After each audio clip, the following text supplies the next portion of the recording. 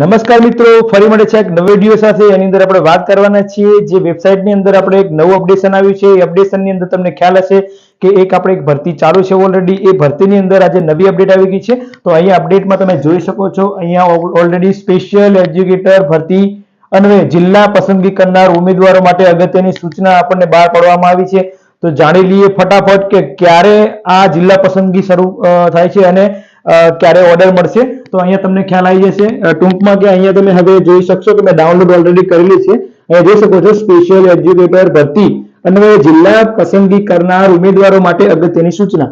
અહીંયા તમે જોઈ શકો છો. અહીંયા તો આ છે અપડેટ, નવી આવી ગઈ છે, આજની તારીખની છે.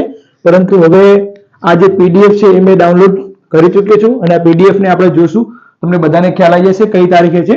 જો અહીંયા સ્પેશિયલ એજ્યુકેટર વર્ગ 3 ભરતીની અંદર આપણે જોઈએ અહીંયા તો સ્પેશિયલ એજ્યુકેટર વર્ગ 3 ભરતી વર્ષ 2024 અંતર્ગત જિલ્લા પસંદગી કરનાર ઉમેદવારો માટે અગત્યની સૂચના બહાર પાડવામાં આવી છે. ઓફિશિયલ લેટર છે મિત્રો. આ અહીંયા તમારે ખાસ ધ્યાન રાખવાનું છે કે કઈ તારીખે તમારે અહીંયા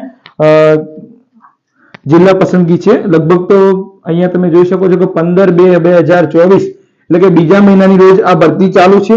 એટલે કે અહીંયા જોવો છો કે બીજા મહિનામાં ભરતી શરૂ થઈ છે અને અહીંયા આપવામાં આવેલા 20/7/2024 ના રોજ જિલ્લા નગર પસંદગી કરનાર ઉમેદવાર તારીખ 26/9/2024 ના રોજ સંબંધિત જિલ્લા નગર શિક્ષણ સમિતિ દ્વારા શાળા પસંદગીની નિમણૂક આપવા માટે આ આપવામાં આવેલું છે. અહીંયા તો જોઈ શકો છો અહીંયા મિત્રો કેટલા વાગે છે અહીંયા તો જોઈ શકશો.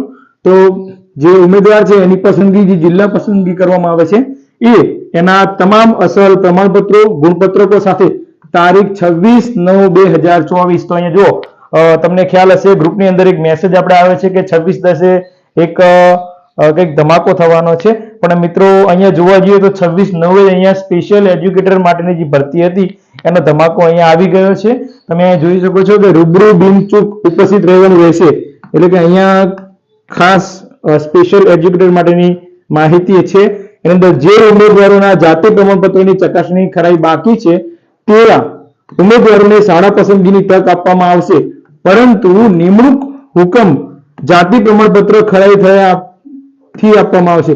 એટલે કે જ્યારે આ જે જાતિનું પ્રમાણપત્ર જે ખરાઈ કરાવવા કરવામાં આવે છે ત્યારે જે એને નિમણૂક ક્યારે આપવામાં આવશે કે જ્યારે એની ખરાઈ થઈ જશે ત્યારે. એટલે ટૂંકમાં કે મિત્રો આ છે એની અપડેટ.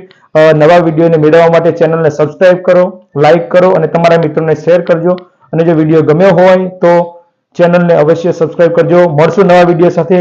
આવજો.